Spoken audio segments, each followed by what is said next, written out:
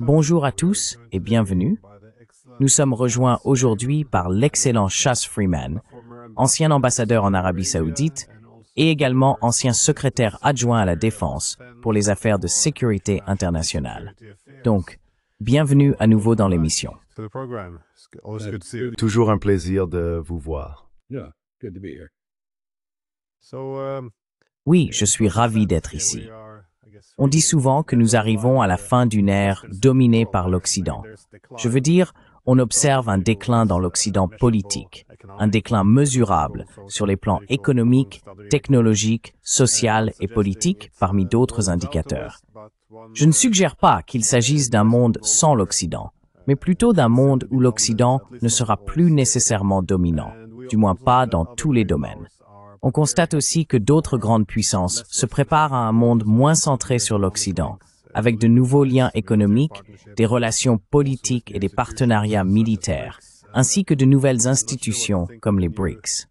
Je ne sais pas trop quoi penser de la réunion qu'ils viennent d'avoir au Brésil. Il semble qu'ils endossent le rôle d'opposition, plutôt que de nous conduire vers un nouveau monde. Mais peut-être est-ce un pas en arrière avant d'aller trop vite de l'avant. Je n'en suis pas certain. Je me suis dit qu'un bon point de départ serait de dresser un état des lieux. Où voyez-vous la surexpansion et le déclin américain et européen, et dans quelle mesure?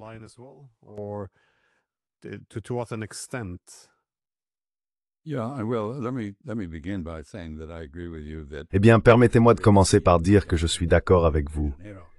La réunion des BRICS à Rio de Janeiro a malheureusement adopté une posture de plainte plutôt que de créativité.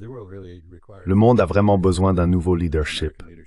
Le leadership américain est manifestement discrédité et de plus en plus chaque jour, compte tenu des agissements extravagants de notre président. L'un d'eux vient d'ailleurs d'affecter le Brésil. Il a imposé des droits de douane de 50% au Brésil afin de protéger son double Bolsonaro. Je veux dire, Trump est en quelque sorte le Bolsonaro du Nord, et Bolsonaro est le Trump du Sud. Ce sont des âmes sœurs. Et il a exigé que les Brésiliens ne le poursuivent pas pour les actes criminels qu'il a commis, ce qui fait écho aux efforts de M. Trump pour renverser les élections en 2021. Bref, nous vivons dans un monde sans leadership clair.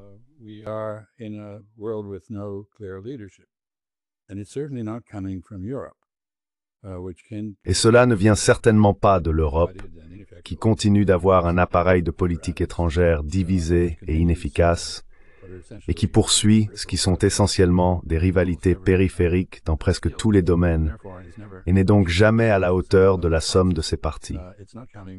Cela ne vient pas de la Chine, qui hésite à prendre la tête. La Russie n'est pas compétente pour diriger, étant donné l'état de ses relations avec de nombreux autres pays et blocs. Nous sommes donc essentiellement sans gouvernail, à la dérive. Et dans ce contexte, pour répondre à la dernière partie de votre question, l'Occident a clairement vu la fin de sa domination sur les affaires mondiales qui a duré 5 siècles. Les Lumières européennes, qui ont créé diverses formes et systèmes politiques il y a 2 siècles ou plus, peut-être 250 ans, ont clairement atteint leur terme.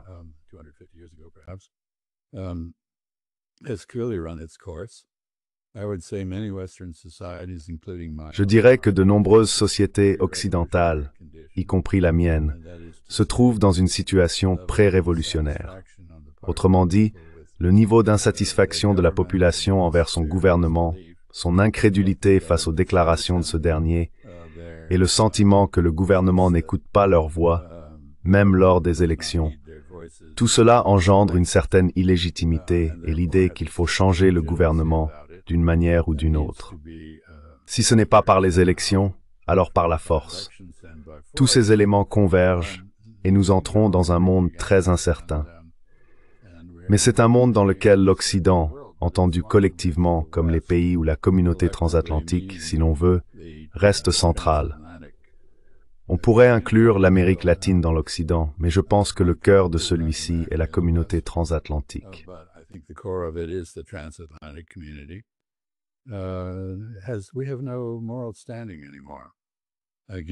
Nous n'avons plus aucune légitimité morale, étant donné les doubles standards continuellement appliqués à diverses questions, notamment le génocide en Asie de l'Ouest, l'agression contre les pays voisins d'Israël et d'autres qui ne le sont pas, comme l'Iran.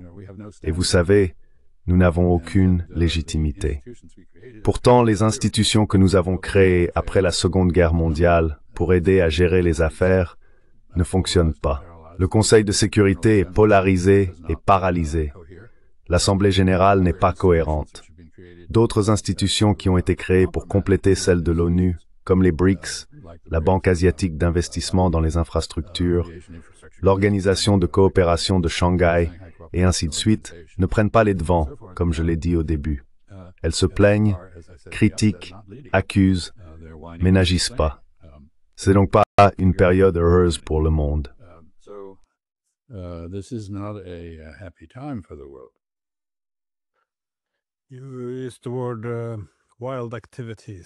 Vous avez utilisé l'expression « activité sauvage » du président Trump. Eh bien, il y en a eu quelques-unes. Il n'y a pas si longtemps, la Maison-Blanche a publié une lettre annonçant des droits de douane de 50% sur le Brésil, comme vous l'avez dit, accompagnée d'exigences de ne pas s'en prendre à Bolsonaro. Mais encore une fois, on voit ces droits de douane être imposés un peu partout dans le monde. Maintenant, je me demandais comment vous voyez le Moyen-Orient réagir à cela, car l'Europe semble prête à accepter ces abus, du moins jusqu'à présent. Certains commencent à envisager qu'il faudrait apporter quelques changements.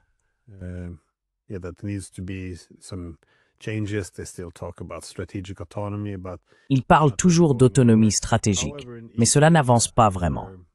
Cependant, en Asie de l'Est, où il existe des alternatives, la Chine et d'autres grandes puissances, on voit des alliés historiques ou traditionnels des États-Unis, comme la Corée du Sud et le Japon, commencer à s'éloigner un peu et à chercher d'autres options. Mais qu'en est-il au Moyen-Orient? Vous avez mentionné le génocide et l'attaque contre l'Iran, parmi d'autres pays de la région. Mais voyez-vous les alliés de l'Amérique, principalement les États du Golfe, commencer à s'éloigner un peu?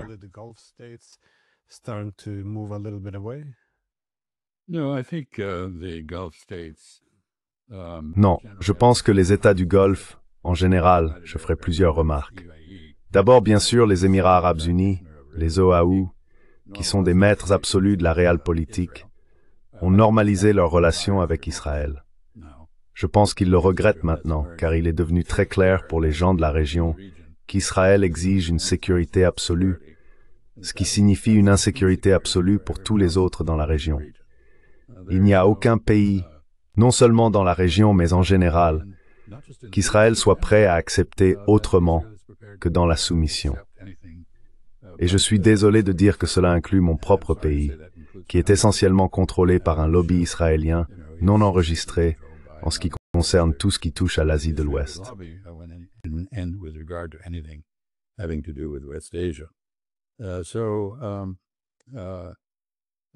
Ainsi, les Émirats arabes unis, Bahreïn et le Maroc, qui ont adhéré au soi-disant accord d'Abraham, une initiative du lobby sioniste aux États-Unis, utilisant essentiellement l'administration Trump dans sa première version pour dépasser la question palestinienne, la mettre de côté, ignorer la question de l'autodétermination palestinienne. Tout cela, à mon avis, est désormais sous assistance respiratoire. Et j'ignore combien de temps cela va survivre. Un pays comme l'Arabie saoudite, qui entretenait une rivalité viscérale, à la fois religieuse et culturelle, avec l'Iran, une inimitié envers l'Iran qui était tout à fait implacable. L'Iran, bien sûr, répondait par une vision très méprisante des Saoudiens et d'autres Arabes. Tout cela a changé. Les deux pays font désormais cause commune pour contrebalancer la menace que représente Israël pour les derniers éléments de stabilité de la région.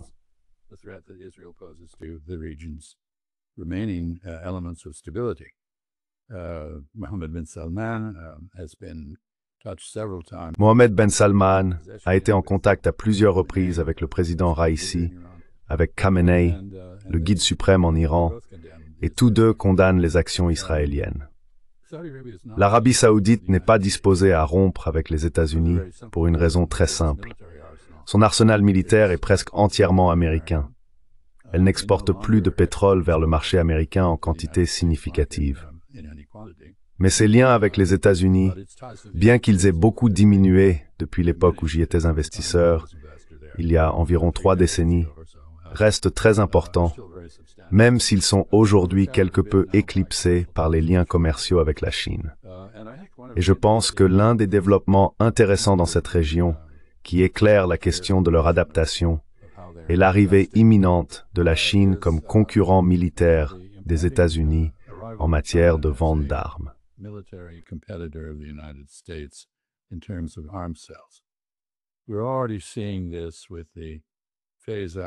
Nous voyons déjà cela avec le retrait progressif de la flotte de F-16 de l'Égypte au profit, je crois, de J-15 chinois. Il s'agit du modèle d'exportation Chengdu que les Pakistanais ont récemment utilisé avec succès lors de leur bref conflit avec l'Inde. Les Chinois ont été accusés d'avoir fourni du matériel de défense aérienne à l'Iran pendant le conflit. Je ne pense pas qu'ils l'aient fait, et il me semble qu'ils ont publié un démenti. Lorsque l'on lit ce démenti, il me semble qu'ils nient avoir livré quoi que ce soit de ce genre pendant les combats. Et je m'attends à ce qu'ils fournissent désormais divers équipements sophistiqués de défense aérienne à l'Iran et probablement à l'Irak, qui en septembre devrait voir le départ des dernières forces d'occupation américaines.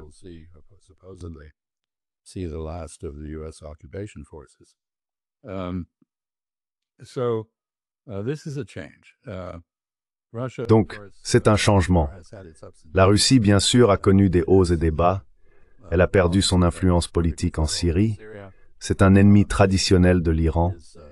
Et bien qu'elle ait désormais établi une relation stratégique avec l'Iran, il semble qu'elle ait été lente à détourner des fournitures militaires vers l'Iran. Et je suppose que c'est la dernière chose que je dirais. Les États-Unis ont pratiquement épuisé leur stock militaire. Il n'est donc guère surprenant que le Pentagone, entendant l'opposition du président Trump à l'aide à l'Ukraine, ait suspendu les ventes d'armes à l'Ukraine afin de conserver ce qui reste des stocks américains et aussi, éventuellement, de détourner des fournitures vers Israël, qui a vu ses défenses très affaiblies.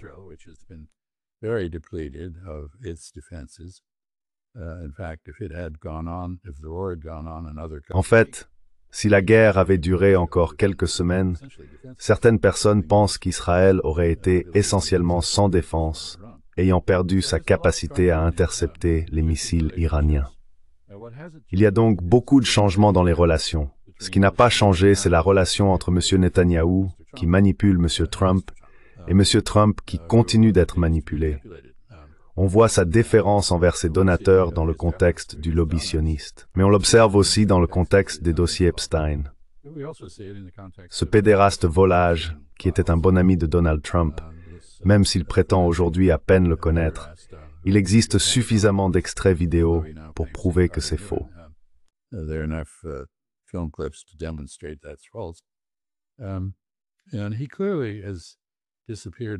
Et il a clairement fait disparaître les dossiers Epstein parce que parmi les personnalités importantes mentionnées dans ces dossiers se trouvent beaucoup de ses principaux donateurs. Donc, indépendamment de sa propre relation avec Epstein, qu'il peut probablement gérer, comme il l'a dit, ces dossiers nuiraient à beaucoup de gens, les gens qui comptent pour lui. Alors, l'Asie de l'Ouest, oui, ça change. L'Asie de l'Est change aussi. Les tarifs imposés à la République de Corée, Corée du Sud et au Japon ont conduit pour la première fois au Japon à un débat ouvert sur le retrait de la présence militaire américaine du Japon. Je ne pense pas que cela soit allé très loin. La personne qui a exprimé cette idée est l'ancien Premier ministre Hatoyama, qui est une figure assez isolée politiquement, pas centrale dans la politique japonaise.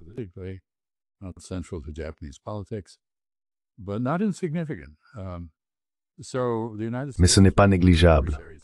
Ainsi, les États-Unis se font des adversaires partout et perdent des amis.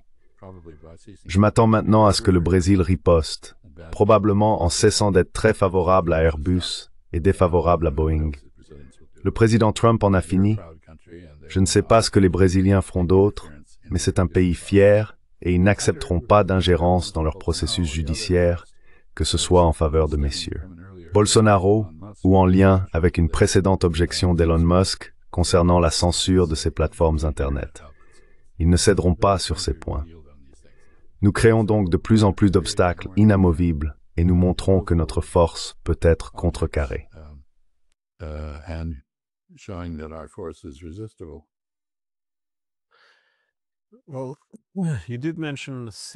Eh bien, vous avez mentionné la Syrie, et c'est effectivement l'un des développements les plus préoccupants. Je me souviens très bien qu'après les attentats du 11 septembre, le monde entier était concentré sur la lutte contre l'extrémisme islamique et les djihadistes. Et beaucoup faisaient remarquer qu'une grande partie de cela provenait du soutien direct et du financement des djihadistes en Afghanistan dans les années 80. Quoi qu'il en soit, cela semblait un peu appartenir à l'histoire lointaine. Mais aujourd'hui, nous nous retrouvons dans cette situation étrange où l'ancien chef d'Al-Qaïda et de l'État islamique, Jolani, a bien sûr pris le contrôle d'une partie de la Syrie. La décision a été prise de lever ou d'alléger les sanctions, je suppose, ce qui pourrait être positif dans la mesure où les sanctions ont eu un impact très négatif sur la population civile.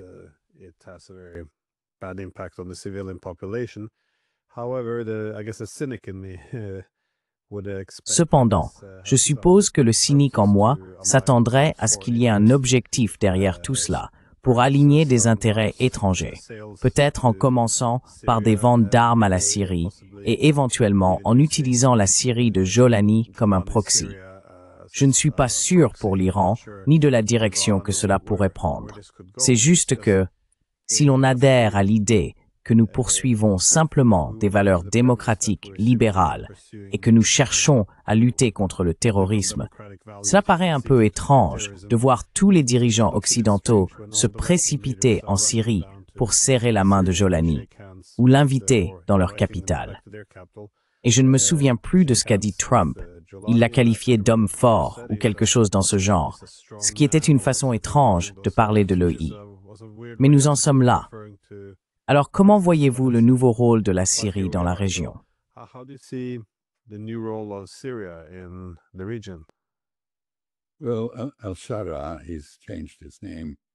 Eh bien, Al-Shara, il a repris son nom d'origine, Al-Shara, mais il vient du plateau du Golan, ce que signifie Jolani.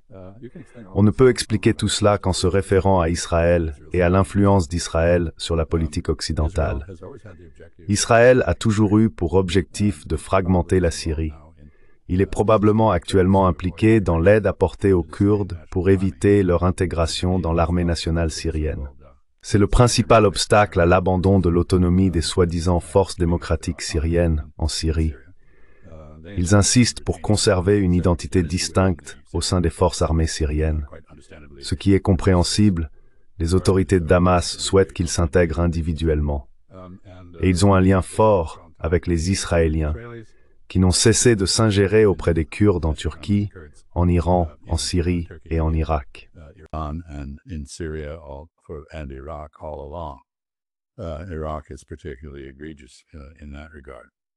L'Irak est particulièrement répréhensible à cet égard.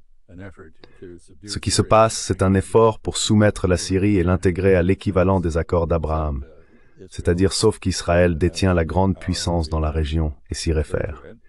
Et Al-Jolani, ou Al-Shara si vous préférez, est suffisamment désespéré, à la tête d'un pays totalement dévasté par des guerres, par procuration, alimenté par des acteurs extérieurs, ainsi que par des luttes internes entre Syriens. Il est simplement désespéré d'obtenir de l'aide et prêt à conclure n'importe quel marché cynique. Il est donc censé rencontrer Netanyahou à l'automne, peut-être à Washington. Et vous savez, cela vous montre de quoi il s'agit réellement. Ce n'est pas une question de démocratie. Ce n'est pas une gamme d'islam politique.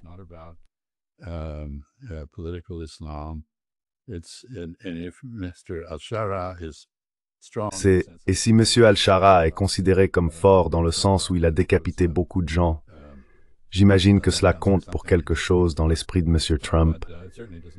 Mais cela ne rehausse certainement pas ses références. Bien sûr, il est possible qu'il se soit repenti et ait été sauvé, et vous savez que son démocrate intérieur est soudainement émergé du monstre qu'il était. Mais pendant que tout cela se passe, il y aurait apparemment eu 1600 meurtres d'Alaouites dans la région de Latakia en Syrie, des représailles, et rien n'a été fait à ce sujet. Et le monde, fondamentalement, comme dans le cas de Gaza, a détourné le regard. Donc, si vous cherchez un bourbier moral, le Levant est, à mon avis, le principal candidat. Cela n'honore la politique étrangère de personne à l'heure actuelle.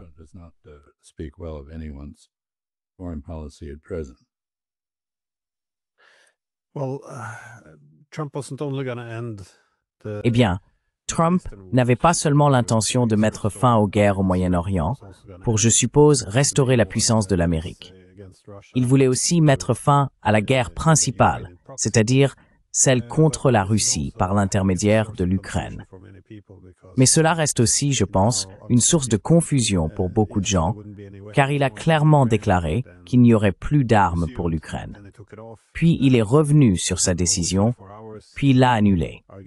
Et ensuite, en moins de 24 heures, il a affirmé ne pas savoir qui avait arrêté la livraison d'armes et qu'il ferait en sorte qu'elles soient envoyées à nouveau. Au-delà de cette approche désorganisée, a-t-il accepté que cela devienne aussi la guerre de Trump, ou considérez-vous cela comme une forme de négociation pour gérer les faucons à Washington, ou est-ce simplement Trump qui devient en fait Biden?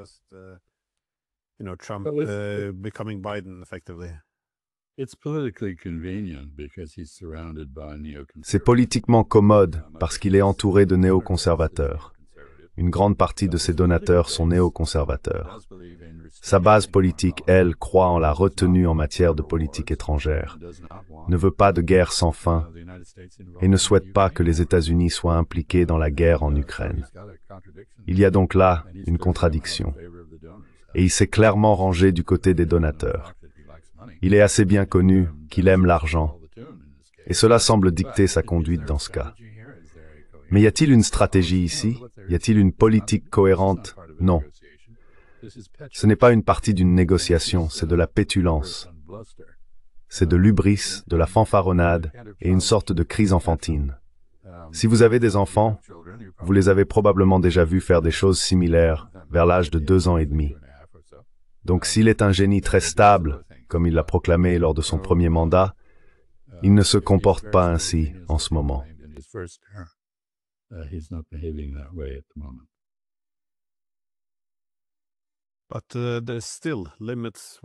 Mais il y a encore des limites à ce qui peut réellement être envoyé. C'est pourquoi, encore une fois, j'essayais de trouver un certain ordre dans le chaos. Et quand il a annoncé que l'Amérique allait se retirer, les Européens ont dit « Nous allons prendre le relais », juste avant que l'effondrement ne commence à s'intensifier. Je pensais qu'il avait obtenu l'accord des Européens sur les 5%, ce qui lui permettait aussi de se retirer.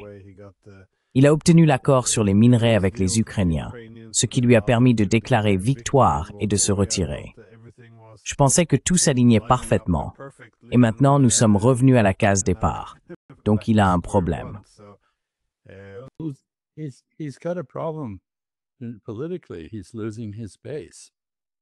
Politiquement, il est en train de perdre sa base. Ce grand et magnifique projet de loi, qui a été adopté en fait par le culte Trump au Congrès, nuit à beaucoup de ses partisans les plus fervents. Nous allons bientôt assister à une hausse de l'inflation à cause de tous ces tarifs qu'il impose. Il a perdu la confiance de Wall Street. Plus personne à l'étranger ne le prend au sérieux, car il n'est pas capable de respecter les accords qu'il conclut. Il ne suit aucune ligne directrice cohérente. Il s'accroche donc à sa base de donateurs. C'est mon point de vue. Il n'y a donc pas de véritable objectif ici.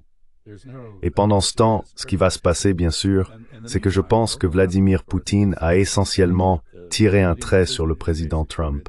Et il ne ressent aucune obligation de conclure un accord avec M. Trump parce qu'il sait que M. Trump n'est pas fiable.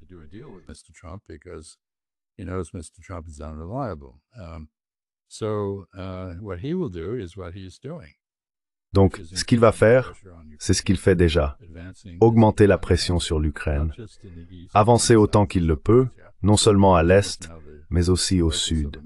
La région de Zaporizhia est désormais le centre d'une offensive majeure, apparemment. Je pense qu'il est très probable que M. Poutine prenne désormais au sérieux la menace de s'emparer d'Odessa s'il le peut. Ce n'est pas facile, mais ce n'est pas impossible. Et l'Ukraine est à court de main-d'œuvre. Les livraisons d'armes à l'Ukraine ne résoudront aucun des problèmes auxquels elle est confrontée. Non seulement les États-Unis n'ont pas les armes à envoyer en abondance, mais l'Ukraine n'a pas non plus les effectifs pour réclamer ces armes ou les utiliser efficacement. Donc vous savez, c'est une sorte d'opéra. Le protagoniste meurt lentement sur scène. La grosse dame n'a pas encore chanté, mais elle le fera.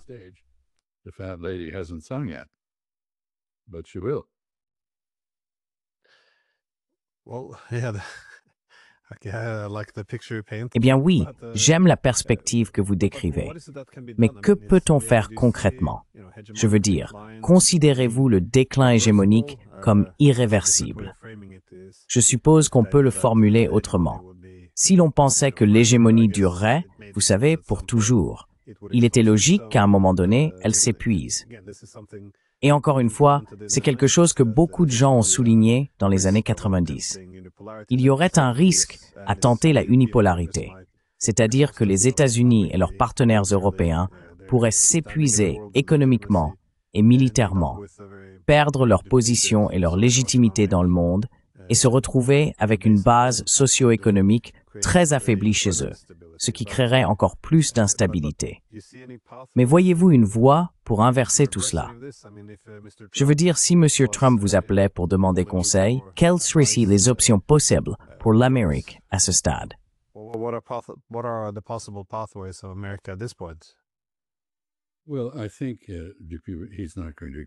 Eh bien, je pense qu'il ne va pas m'appeler pour demander conseil, donc je vais écarter cette question comme une hypothèse à laquelle on ne peut pas répondre. Mais à mon avis, nous traversons une période d'effondrement constitutionnel aux États-Unis. Les États-Unis étaient admirés parce que pour les Américains et pour une grande partie du monde, ils semblaient représenter une idée plutôt qu'un pays fondé sur l'ethnie, la religion, la foi ou la langue, ou quoi que ce soit de ce genre. Maintenant, nous avons apparemment une langue officielle, l'anglais. On n'a jamais eu besoin de nous dire de parler anglais auparavant. Tout le monde l'apprenait parce que c'était la langue que nous parlions. La Déclaration des droits, qui a créé l'idée, ou qui a incarné l'idée, contenait les garanties de la liberté de la presse. Mais maintenant, nous poursuivons la presse pour avoir mené du journalisme d'investigation.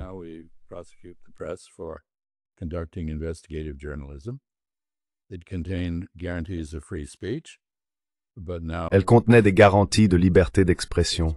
Mais aujourd'hui, nous persécutons les étudiants s'ils s'expriment contre un génocide, et nous le faisons au nom d'un pays étranger qui l'exige de nous, Israël. Le premier amendement garantit également la séparation de l'Église et de l'État. Et pourtant, de plus en plus, notre politique reflète des convictions religieuses particulières.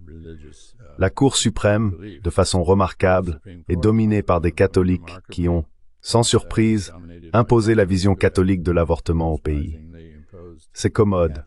Il ne s'agit pas seulement des catholiques. Il y a bien sûr aussi les chrétiens évangéliques. Il existe donc une coalition. Mais qu'est-il advenu de la séparation de l'Église et de l'État? Nous ne sommes plus un pays laïque. Le 4e amendement interdit les perquisitions et saisies abusives, et pourtant nous vivons désormais dans un état de surveillance. Le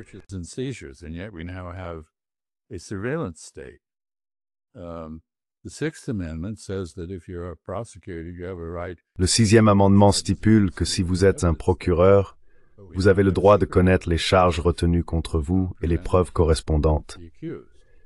Mais aujourd'hui, il existe des preuves secrètes devant les tribunaux qui ne sont pas présentées à l'accusé.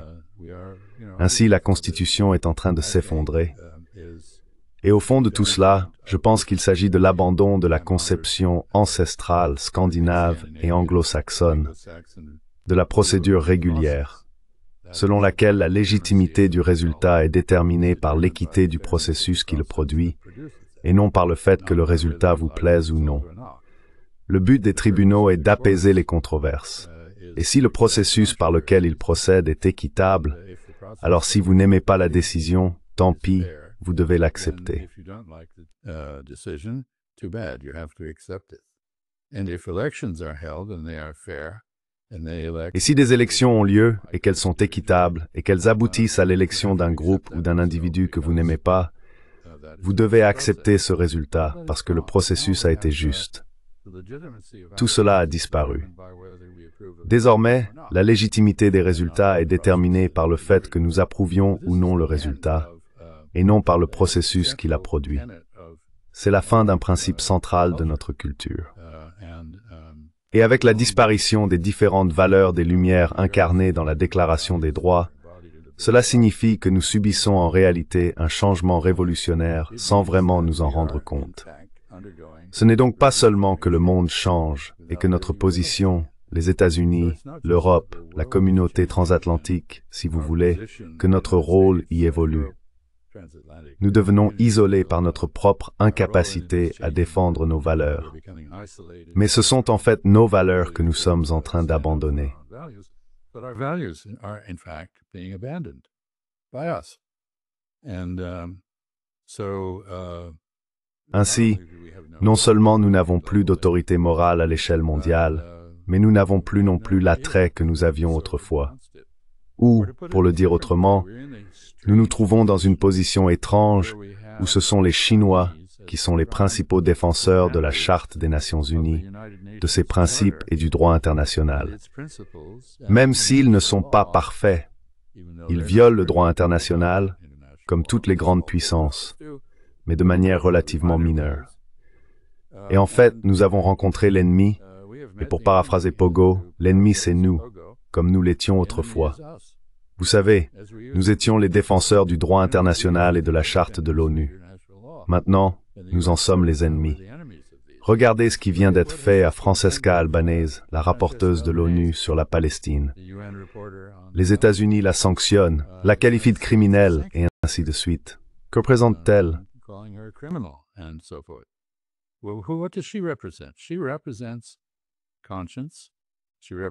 Elle incarne la conscience, elle incarne le droit international, elle incarne le système de justice international. Et nous nous y opposons désormais. Et pour la même raison, nous voyons la Grèce, l'Italie, la France et la Grande-Bretagne permettre à un criminel de guerre, Netanyahou, qui fait l'objet d'un mandat d'arrêt international, de transiter par leur territoire, de le survoler en route pour rencontrer son homologue, eh bien peut-être pas criminel de guerre, mais au moins délinquant, condamné à Washington. Que reste-t-il de ce qui a commencé au XVIIIe siècle en Europe pour être codifié comme droit international? Où est le respect de la procédure? Je pense qu'il s'agit d'un changement très fondamental qui est en train de se produire. Et c'est pas quelque chose que j'apprécie, moi, en tant qu'antiquité. Tout ce qui a plus de 50 ans est certainement une antiquité par définition. Moi, en tant qu'antiquité, je n'aime pas que ça vive. I, as an antique, do not enjoy watching this happen. Nous avons mentionné les Européens, mais considérez-vous que les fondations de l'Europe sont plus fragiles que celles de son homologue américain? I think it's just a drift. I don't know that it's weaker or stronger. Je pense que c'est simplement une dérive. Je ne sais pas si c'est plus faible ou plus fort. Certains Européens tiennent des propos absurdes sur des sujets comme Gaza. Il se passe des choses, par exemple, la criminalisation des manifestations contre le génocide, alors que je pensais que l'un des grands accomplissements de la culture européenne, après avoir commis des génocides, était de les rejeter définitivement et de déclarer que le génocide était le crime suprême contre l'humanité. Maintenant, c'est approuvé. Nous écoutons des personnes en Israël qui tiennent des propos pires que ceux des nazis, pires que les nazis. On peut les voir, ils sont dans les vidéos, prônant l'extermination totale des Gazaouis. Famine, tirs de sniper, bulldozers, artillerie, bombardements aériens, tout ce qu'il faut. Et où est la réponse à cela de la part de l'Europe? Alors l'Europe dit, eh bien, je ne fais que suivre les ordres américains. C'est l'excuse de la Wehrmacht allemande ou de la SS. Je suivais les ordres. Où est la conscience de l'Europe? Qui la représente? Where's the conscience of Europe? Who represents it?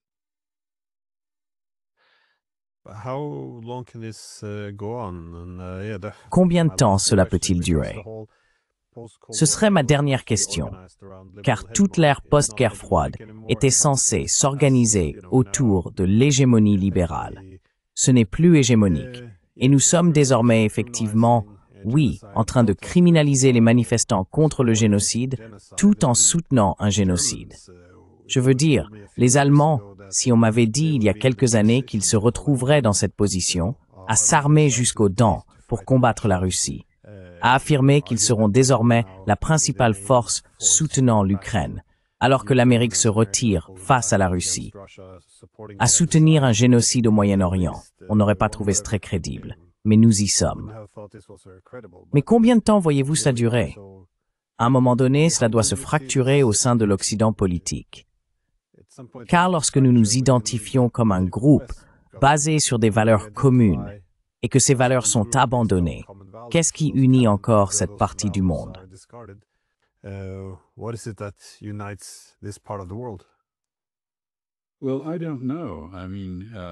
Eh bien, je ne sais pas. Je veux dire, je pense qu'il y avait des caractéristiques civilisationnelles très claires en Europe qui étaient admirables. Et elles remontent loin, on peut les retracer jusqu'aux Grecs et aux Romains. Elles ont été ressuscitées à la Renaissance. Elles ont été, selon moi, perfectionnées pendant les Lumières. Je ne vois aujourd'hui aucun respect pour ces valeurs.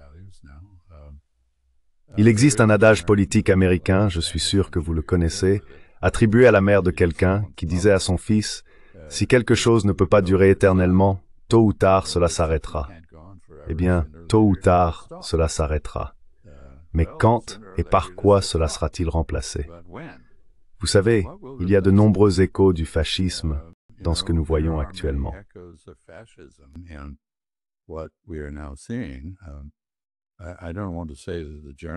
Je ne veux pas dire que les Allemands, ayant déjà été en Ukraine, ayant déjà commis un génocide, et ayant adopté une politique néolibérale, s'étant armés jusqu'aux dents pendant la dépression, comme moyen de mener un programme de dépenses contracycliques à l'allemande, qui en réalité a plutôt bien fonctionné. Ils ont construit beaucoup d'autoroutes et beaucoup d'armes, et beaucoup de gens ont trouvé un emploi qu'ils n'auraient pas eu autrement. Je ne veux pas dire qu'ils retournent à ce passé, mais il est assez clair qu'ils ne le font pas. Ils se dirigent vers le genre d'avenir que, comme tu l'as dit, nous imaginions tous. Francis Fukuyama et la fin de l'histoire sont désormais une plaisanterie. Cela aurait probablement déjà dû l'être à l'époque. Mais quoi qu'il en soit, ce genre de déclaration n'a plus aucune crédibilité.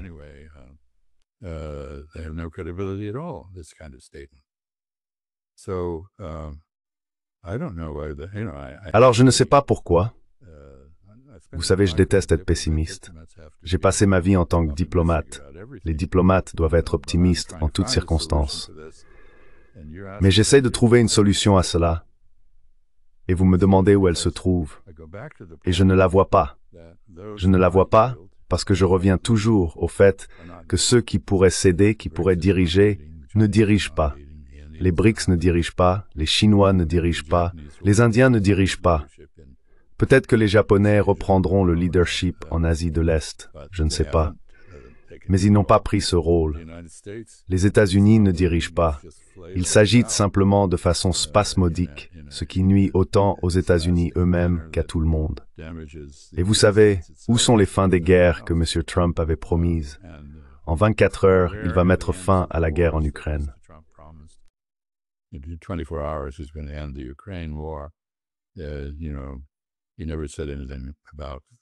Vous savez, il n'a jamais rien dit sur la nécessité de freiner les Israéliens. Il devait conclure un meilleur accord avec l'Iran. Il devait réorganiser le commerce pour provoquer un essor majeur de l'emploi industriel aux États-Unis et créer des conditions équitables pour tout le monde. Rien de tout cela ne se produit. Tout ce qui se passe, c'est l'inverse. On pourrait donc en conclure que M. Trump était un escroc qui ne savait pas vraiment ce qu'il faisait et qui a maintenant réussi à s'entourer d'une équipe aussi ignorante et incompétente que lui. Et que l'incompétence du gouvernement américain, qui s'accroît à mesure que le nombre de personnes compétentes diminue, puisqu'on en licencie toujours plus, fait qu'il n'y a personne ailleurs dans le monde prêt à combler le vide que cela crée. ready to step into the vacuum that this creates. Europe isn't. L'Europe ne l'est pas. Le manque de leadership, à mon avis, est un bon diagnostic de la situation actuelle. Merci beaucoup. J'apprécie vos analyses. J'aurais aimé entendre des points de vue plus optimistes quant à la direction que nous prenons, mais il semble effectivement qu'il y ait un manque de vision stratégique. Personnellement, je pensais sincèrement que Trump essaierait de ramener ou de réduire l'Empire pour sauver la République, dans cet esprit-là. Mais oui, je ne l'ai pas vraiment vu jusqu'à présent. Donc oui, il semble que des temps difficiles nous attendent.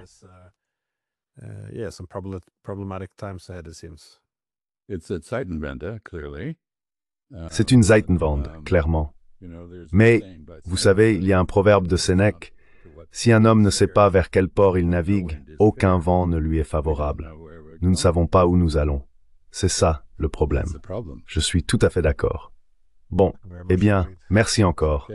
Désolé d'être aussi pessimiste, mais je vous souhaite une bonne soirée.